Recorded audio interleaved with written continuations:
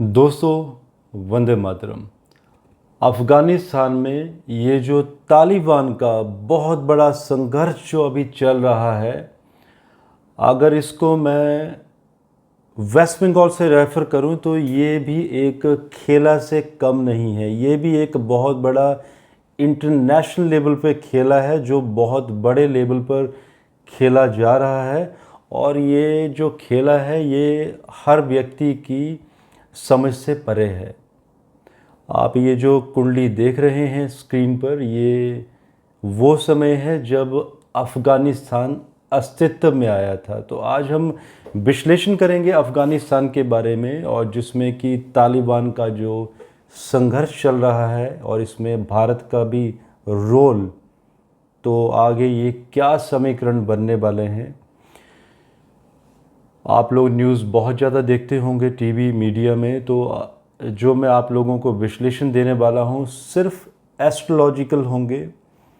मिथुन लगन की ये कुंडली बनती है, और इस कुंडली में अगर आप सेकंड हाउस के ऊपर अगर विचार करें तो इसमें लग्नेश, सप्तमेश, दशमेश एवं एकादशेश का बहुत ही स्ट्रॉन्ग कॉम्बिनेशन जो ये इंडिकेट करता है कि इस कंट्री के पास नेचुरल रिसोर्सेज बहुत ज़्यादा हैं।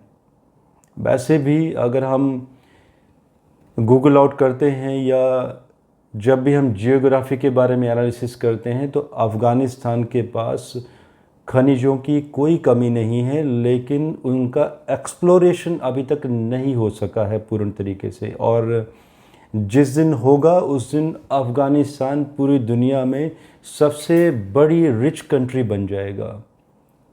लेकिन यही सेकंड हाउस, ये मार्क स्थान भी कहा जाता है इसको, जिसमें कि लग्नेश बुध का गुरु एवं मंगल बेशक यहाँ पर नीच भंग राजयोग बना रहे हैं, लेकिन मिथुन लगन के लिए गुरु एवं मंगल दोनों ही मार्क है। तो लग्नेश का मार्क प्लैनेट्स के साथ चले जाना, जो कि सेकंड हाउस में जनता का हैप्पीनेस, उस कंट्री के लोगों की हैप्पीनेस की तरफ भी इशारा करता है कि यहाँ के जो लोग हैं, जो जनता है, वो धन होने के बावजूद भी धन के लिए त्रस्त रहेगी और कभी भी खुश नहीं रह सकेगी। अब दोस्तों, इसके साथ हम चलते हैं इस कुंडली में लग्नेश के ऊपर भी विचार किया जाएगा कि लग्नेश क्या इंडिकेट करता है। एक तो लग्नेश बुध है, और जब बुध पीड़ित हो जाता है तो जो कंट्री का जो किंग होता है उसके ऊपर हमेशा ही मुसीबतों के पहाड़ खड़े रहते हैं। एक किंग के लिए बहुत बड़ा संघर्ष रहता है, क्योंकि लग्नेश का मार्क स्थानों से, मार्क प्लैनेट्स के साथ पीड़ित हो जाना, एवं जो बुध हैं वो भी कर्क राशि में चले गए हैं, चंद्रमा की राशि में। सो एक बेहतर स्थिति नहीं कही जाती है। अब हम आते हैं शुक्र की महादशा, जो कि स्टार्ट हुई थी 11 मार्च 2016 से, और ये 11 मार्च 2036 तक रहेगी। शुक्र इस कुंडली में मिथुन लगन के लिए मार्केश तो डेफिनेटली नहीं बना रहे हैं, लेकिन शुक्र की स्थिति यहाँ पर अच्छी नहीं है। शुक्र चौथे घर में नीच के हैं, कन्या राशि के हैं, और शुक्र यहाँ पे उत्तरा फाल्गुनी नक्षत्र, जो कि सूर्य का नक्षत्र है, सूर्य इस कुंडली में तृतीयेश हैं और मार्केश बनाते हैं। तो शुक्र सूर्य के नक्षत्र में चले गए हैं, और शुक्र का सूर्य शत्रु है, और ये शुक्र चौथे घर में होने के साथ साथ पापकात्री योगा से भी पीड़ित हैं। और चौथे घर में सर्वाष्टका में अगर स्कोर देखा जाए तो 23 पॉइंट्स। और चौथे घर में देखिए क्या विचार किया जाता है फोर्थ हाउस से। फोर्थ हाउस से देखा जाता है उस कंट्री की जनता के सुख के बारे में, जनता की मेडिकल फैसिलिटीज़, जनता के बारे में एजुकेशन, एम्प्लॉयमेंट, और एक देश का विकसित होना, उसमें उद्योगों का लगना। तो जनता के बारे में चौथे घर में हर तरीके से विचार किया जाता है, जनता की ओवरऑल ग्रोथ। और यही शुक्र पंचमेश भी हैं, और पंचमेश पांचवें घर से उस कंट्री की जनता की लग्जरी के बारे में देखा जाता है, जनता के धन के बारे में विचार किया जाता है। तो पंचमेश का 12th हाउस में, व्यय स्थान में नीच हो जाना, कि ये जो लग्जरी रहेगी वो कुछ एक लोगों के पास ही सीमित रह जाएगी। अब हम ये भी देखेंगे कि ये जो शुक्र है, ये इसका जो डिपॉजिटर है, ये क्या कहता है। शुक्र के डिपॉजिटर हिंदी में अगर कहें तो शुक्र के राशिश बुध, जो कि 2nd हाउस में चले गए हैं, और बुध यहाँ पर मंगल और गुरु दोनों ही मार्केश प्लैनेट्स के साथ पीड़ित हो चुके हैं। तो ये इंडिकेशन है कि शुक्र की स्थिति यहाँ पर अच्छी नहीं है। और शुक्र को इस्लाम के साथ भी जोड़ा जाता है। जब प्लैनेट्स की गणना की जाती है, शुक्र से इस्लाम के बारे में विचार किया जाता है, राहु से कट्टर इस्लाम के बारे में विचार किया जाता है, गुरु से सनातन के बारे में कंसिडरेशन होती है, केतु से कृष्णिज्म एंड सिखिज्म के बारे में विचार किया जाता है। तो इस तरह से प्लैनेट्स का भी आधिपत्य है कुछ रिलीजन्स के ऊपर, और कुछ संस्कृतियों के ऊपर, और सभ्यताओं के ऊपर भी। और इसकी बहुत लंबी सीरीज है। सो यहाँ पे शुक्र खुद एक नीच प्लैनेट्स हैं, और ये इंडिकेट करते हैं कि ये जो डिपॉजिटर जो 2nd हाउस में चला गया है, ये उस कंट्री के राजा को मृत्यु भय की तरफ इशारा करता है, कि राजा को मृत्यु का भय रहेगा, शस्त्र आघात होगा, और ये कब होगा इसके बारे में भी आगे हम विचार करेंगे। दोस्तों, अब ये क्वेश्चन आता है कि क्या शुक्र लगातार 20 साल परेशानी देंगे? जी नहीं, ऐसा नहीं होता है। बेशक ये 11 मार्च 2016 से स्टार्ट हुए हैं, लेकिन शुक्र यहाँ पर 4 डिग्री के हैं, मृता अवस्था में हैं, जो कि पूर्ण फल नहीं देंगे। और फर्स्ट दृष्टिकोण जो कि 10 डिग्री तक रहता है। तो शुक्र यहाँ पे 8 साल और 8 महीने जो फर्स्ट फेस होगा, बहुत ज़्यादा परेशानियाँ देंगे। तो ये कब ख़त्म होगा? ये होगा 11 नवंबर 2022। तो 11 नवंबर 2022 तक ये बहुत बड़ी परेशानियां रहेंगी। और शुक्र यह इशारा करता है कि इस समय तक चौथे घर में गृह युद्ध की संभावनाएं पूर्ण दिखाई देती हैं। मास डेथ की तरफ इशारा करता है कि यहाँ पर भाई ही भाइयों की हत्या करेंगे, और एक सभ्यता के एंड की तरफ भी इशारा यहीं से ही एक शुरुआत दिखाई देती है। दोस्तों, मैंने बहुत पहले एक वार सीरीज़ दी थी। जो लोग मेरे साथ बहुत पहले से जुड़े हुए हैं उन्होंने तो वो देखी है, और कुछ लोगों के क्वेश्चन ये भी थे कि वो कब एग्जीक्यूशन होगा। वो बिल्कुल एग्जीक्यूशन होगा उस वार सीरीज़ का। वक्त थोड़ा बहुत आगे पीछे हो सकता है। तो कुछ लोग जो ये वीडियो पहली बार देख रहे हो, उनसे मेरी रिक्वेस्ट है कि उस वार सीरीज़ को एक बार देख लें, क्योंकि इस वीडियो की कनेक्टिविटी कहीं ना कहीं उस वार सीरीज़ के साथ आप लोगों को खुद ब खुद दिखाई देगी। सो दोस्तों, अब ये जो शुक्र है, ये क्योंकि खुद इस्लामिक कम्युनिटी को दर्शाता है, और यहाँ पे एक सभ्यता के असैसिनेशन की तरफ भी इशारा करता है। अब हम चंद्रमा की तरफ भी अगर विचार कर लेते हैं, क्योंकि चंद्रमा का अंतर चला हुआ है, और ये स्टार्ट हुआ था 11 जुलाई 2020 को, और ये चलेगा 12 मार्च 2022 तक। देखिए, चंद्रमा यहाँ पर द्वितीयेश होने से मार्केश नहीं बनाता। चंद्रमा बहुत रेयर होता है कि किसी लगन के ऊपर मार्केश बनाए, तो लेकिन यहाँ पे चंद्रमा की स्थिति फिर भी अच्छी नहीं है, क्योंकि चंद्रमा का जो चेष्टा बल है 0 है, देखिए। एंड साथ में पंचदह मैत्री चक्र में शुक्र में चंद्रमा का जो अंतर है, तो शुक्र का चंद्रमा यहाँ पे अधिशत्रु हुआ।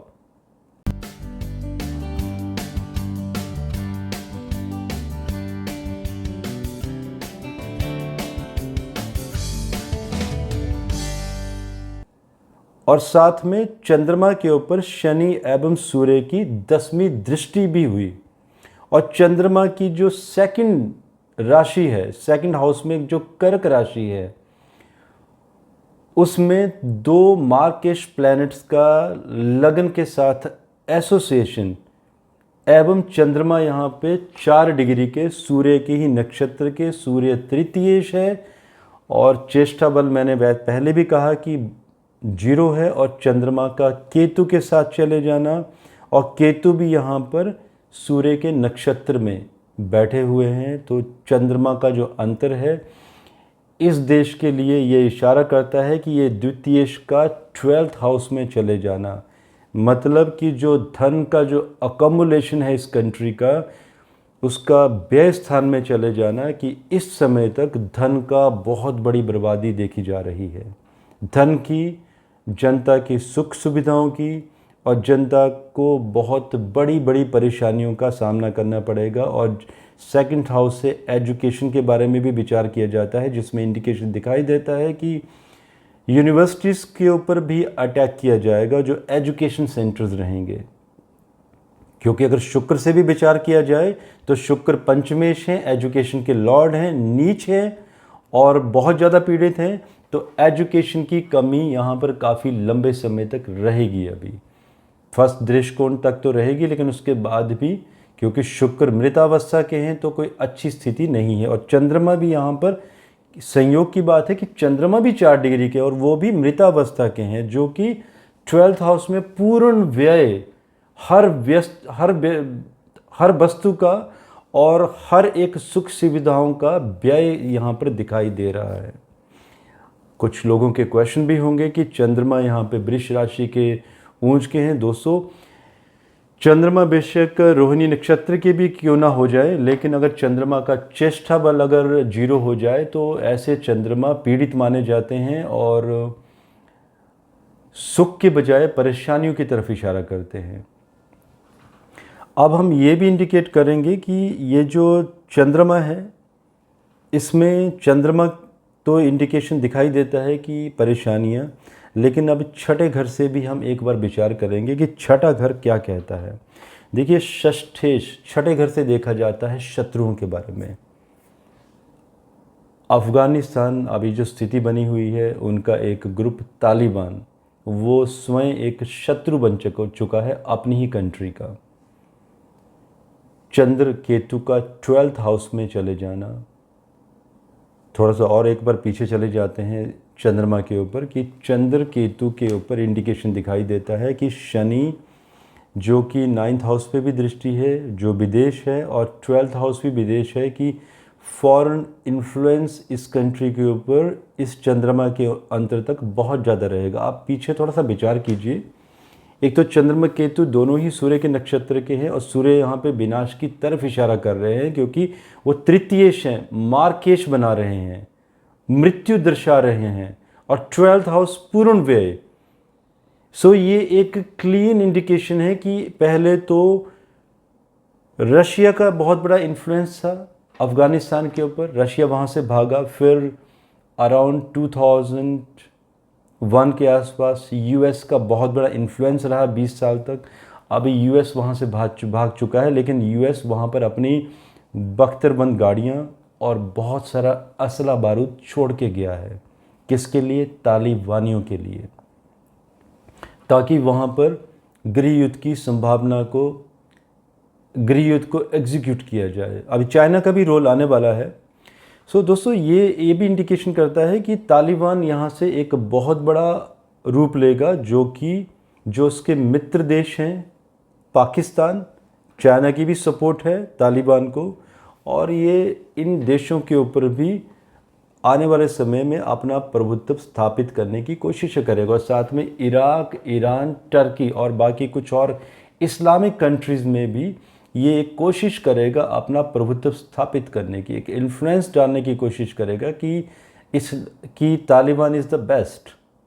और वहाँ से आगे चलते हैं। षष्ठेश मंगल यहाँ पे इंडिकेट करते हैं कि इस कंट्री के लिए जो इनके शत्रु हैं वो कई बार मित्र बन जाएंगे और मित्र शत्रु बन जाएंगे। तो अफ़गानिस्तान को अपने मित्रों से हमेशा ही संभल कर रहना चाहिए, क्योंकि इस कुंडली में मित्रों द्वारा धोखा दिया जा रहा है, चाहे वो कोई भी कंट्री हो। सो षष्ठेश मंगल जो है, एक बहुत ही संयोग की बात है कि यहाँ पर चंद्रमा, शुक्र एवं मंगल ये तीनों ही 4 डिग्री के हैं, एवं मंगल भी यहाँ पर 4 डिग्री के हैं, और मंगल यहाँ पे चले गए हैं शनि के नक्षत्र में मृतावस्था में। तो आप सोच सकते हैं मंगल से युद्धों के बारे में विचार किया जाता है, तो ये स्थिति अच्छी नहीं है। और राहु भी यहाँ पर चले गए हैं शनि के नक्षत्र में, तो छठा घर बहुत ज़्यादा पीड़ित है। अब आते हैं हम 7th हाउस में। 7th हाउस से यहाँ पर विचार किया जाएगा अपोजिशन के बारे में। तो अफ़गानिस्तान का अपोजिशन हुआ तालिबान, क्योंकि तालिबान अफ़गानिस्तान में आधे से ज़्यादा डिस्ट्रिक्ट्स पर कब्जा कर चुका है। और ये कब्जा कब से होना शुरू हुआ? अब आते हैं हम गुरु की ट्रांजिट के ऊपर। शनि यहाँ पर कंबस्ट हैं इस कुंडली में, एवं गुरु के ऊपर देखिए आप 7th घर से देखा जाएगा अपोजिशन के बारे में। अपोजिशन के लॉर्ड यहाँ पर गुरु हैं, पहले वो मकर राशि में थे, फिर चले गए कुंभ राशि में। 7th से 3रा घर, मतलब कुंभ राशि में गुरु चले गए हैं। और कब गए थे? 6 अप्रैल को। तो 6 अप्रैल के बाद ही तो ये मुसीबतें बढ़नी शुरू हुई और लगातार बढ़ती चली गई। तो 7th से 3रा घर देखा जाएगा अपोजिशन का पराक्रम, कि जैसे कुंभ राशि में गुरु गए तो तालिबान ने अपना पराक्रम दिखाना शुरू किया और तालिबान बढ़ता चला गया। और चंद्रमा से अगर विचार किया जाए इसी गुरु के बारे में, तो चंद्रमा से कुंभ राशि 10वां घर हुआ। तो जो अपोजिशन है उसका कार्यक्षेत्र भी बढ़ता चला गया, क्योंकि उसने डिस्ट्रिक्ट्स पे कब्जा किया है, तो अपनी जो कार्यशैली है अफ़गानिस्तान के ऊपर, उसके ऊपर भी कब्जा करता चला जा रहा है। तो अब क्या होगा? जैसे ही गुरु 14 सितंबर को वक्री होंगे, वक्री तो अभी हो चुके हैं, लेकिन वो मकर राशि में फिर से ट्रांजिट होंगे, तो क्या ये पहले जैसी यथास्थिति फिर से बनेगी? जी नहीं, ऐसा नहीं होगा, क्योंकि गुरु एवं शनि जब भी परमानेंटली किसी राशि में चले जाते हैं, उससे पहले एक बार वक्री होते हैं, तो जो छूटे हुए कार्य हैं उनका एग्जीक्यूशन होता है। और ये एक अच्छी स्थिति नहीं दिखाई दे रही है अफ़गानिस्तान के लिए, क्योंकि 8वां घर 22 पॉइंट्स बनते हैं शर्वाष्टका में, और शुक्र का जो भिनाष्टक है उसमें छठे घर में वी हैव 2 पॉइंट्स, 2 पॉइंट का होना छठे घर में, कि छठे घर में बहुत बड़ा इंतकाम दिखाई देता है, बहुत बड़ी मास डेथ यहाँ पर दिखाई देती है। तो ये इंडिकेशन सही नहीं है। तो ये दिखाई देता है कि 14 सितंबर से लेकर 20 नवंबर के बीच में जैसे ही गुरु वक्री होंगे, मकर राशि में चले जाएंगे, इसी समय तक रहेंगे, तब यहाँ पर तालिबान सत्ता पर कब्जा करता हुआ दिखाई दे रहा है, कि वो तख्ता पलट करने की पूर्ण कोशिशें, और यहाँ पे दिखाई भी दे रहा है कि तख्ता पलट होता हुआ दिखाई दे रहा है अफ़गानिस्तान में, क्योंकि 8वें घर से हिडन लॉसेस, हिडन एसेट्स, तो हिडन लॉसेस यहाँ पर बहुत बड़े दिखाई दे रहे हैं। और यूएस वैसे ही वहाँ पर जा चुका है, तो ये तालिबान के लिए एक बहुत ही सुनहरा मौका होगा कि वो तख्ता पलट कर सके। और दोस्तों, अगर हम इस मकर राशि के बारे में विचार करें, तो एक तो यहाँ पे तख्ता पलट दिखाई देता है, और साथ में गुरु जो है इस कुंडली में मार्केश भी बनाते हैं। तो 7th से 2nd हाउस जो 8वां घर हुआ, ये मार्क भी हुआ, तो ये इंडिकेट करता है कि तालिबानी जैसे ही कब्जा करेंगे तो वो खुद भी, उनको बहुत बड़ा नुकसान होगा। उनके जो ग्रुप्स हैं, उनके जो लोग हैं, और वहाँ की सेना के बीच में बहुत बड़ा संघर्ष होगा। तो सेना को भी फिज़िकल एसेसिनेशन, ऐसे बहुत बड़ी एक डेथ की तरफ इशारा दिखाई देता है। यहाँ पे एक बहुत बड़ा संघर्ष एंड वेपन्स का पूर्ण प्रयोग किया जाएगा यहाँ पर बहुत बड़े लेवल के ऊपर। तो ये वो दिखाई देता है समय। और यहाँ पर जो कंट्री के जो किंग हैं उनके ऊपर भी पूर्ण खतरा, शस्त्र भय, मृत्यु का भय दिखाई देता है।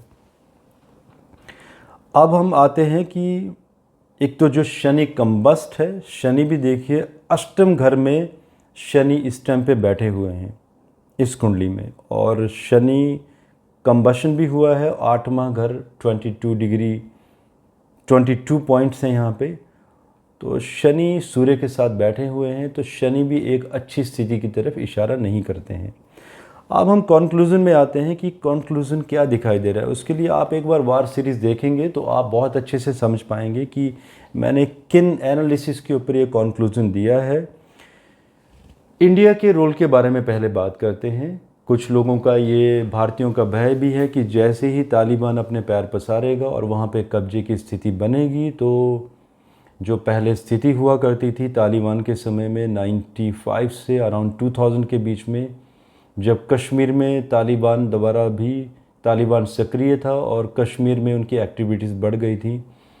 दोस्तों, ये चीज़ें अपने दिमाग से निकाल दीजिए। अब वो भारत नहीं है, और तालिबान जो भारत के वहाँ पर प्रोजेक्ट लगे हुए हैं उनको परेशानी नहीं पहुँचा सकेगा। अभी तो खबरें यही आ रही हैं कि वो इस तरह से कर रहा है, लेकिन कुंडली इंडिकेट करती है कि वो भारत के साथ ऐसा नहीं करेगा और ना ही कश्मीर में अपने पैर पसारेगा, बल्कि अगर वो ऐसा करेगा तो यहाँ से उसको अपनी मुँह की खानी पड़ेगी, और उनके जो तालिबानी होंगे, हमारी आर्मी बहुत अच्छे से निपट लेगी उनके साथ।